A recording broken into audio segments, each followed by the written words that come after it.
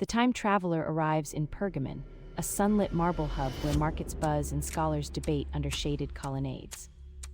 There they meet Galen, a renowned physician, who explains how anatomy and careful observation guide medicine in this vibrant city. The traveler asks what shapes his healing beyond the humors and how he treats illness amid crowded streets. Galen replies that patient listening, animal study, and balanced diets align science with daily life in a city hungry for knowledge.